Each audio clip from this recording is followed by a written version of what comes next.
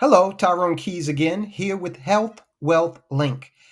Let's talk about navigating life insurance. Now, as I always like to say, we are here to answer all of your questions about retirement, whether you are preparing for it, saving up for it, or you're currently in retirement. We want to help you save money on healthcare costs and get the most out of each retirement dollar, right? So, if you have any questions, go ahead and pose them to us. You can reach out to me personally if you like. Tyrone at healthwealthlink.com. Let's get started. Term life insurance. What is it? Term life insurance is life insurance that you pay for during a specified length of time or a term, generally 1 to 30 years. Okay, so what you do is you select the amount of the death benefit or face amount to meet your needs. Premiums or payments, which can be the same amount or increase with time, may be made monthly, quarterly, semi annually, or even annually. Now, if the person who that policy is written to benefit, if that person passes away during the term of coverage, the face amount of the policy will be paid out to their beneficiaries. Term insurance policies, they don't accumulate cash value and thereby usually offer significantly lower premiums than other life insurance products with the same face value. Next up is universal life insurance. This is the type of insurance that has the potential to accumulate cash value.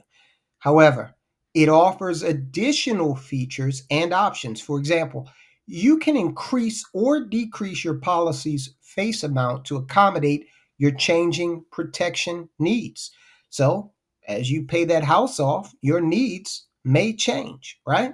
So, it's got a lot of flexibility built into it. You can also increase or decrease the dollar amount of your premium payments, and you can make additional lump sum payments to your policy. Now, since a universal life policy accrues cash value, you can actually borrow against the cash value for any purpose. You do have the option to skip premium payments if your account has accrued significant value because the premiums will be taken from the accrued value. A universal life policy also has the potential to earn a higher rate of return than a whole life policy, although there is a risk that your rate of return could drop. That brings us to whole life insurance. Now, whole life insurance is the type of insurance that you own for an entire lifetime. The amount of the death benefit or face amount can be selected to meet your specific needs. The premiums or payments are fixed and can be paid monthly, quarterly, semi annually, or annually. As more premiums are paid, your policy accumulates a cash value that grows on a tax deferred basis. In essence, while whole life is like buying a house versus renting it, the monthly cost is higher than it would be for a term life policy. But with each payment that you make on that policy, you gain equity. Okay, kind of like, the same thing that would happen with a piece of real estate. You can borrow against a whole life policy for any purpose. Loans, however, do require you pay interest, and any borrowed amount you don't pay back can be deducted from the payout to your beneficiary at the time of passing. Let's cover one more type of insurance for now, although there are others. This is just a high level view. So, finally, let's take a look in this video at final expense insurance. Now, of course, we know your family means the world to you, right? The last thing you want is to leave them with major expenses after you're gone.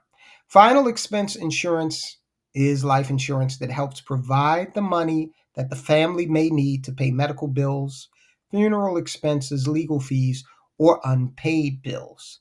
It's an insurance policy that lets you decide how your assets are distributed. By planning ahead, you can help protect your loved ones from unnecessary financial stress when you pass. And you can distribute your assets in the manner you decide.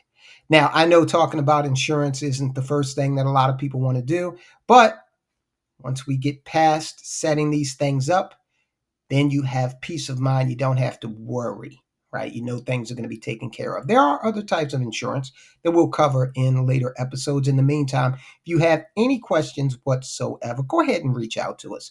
We'd love to get those questions answered for you. And if you want to move forward with actually getting insurance or discovering what type of insurance may be best for your situation, we'd love to help you. I'm Tyrone Keys. I'll talk to you soon.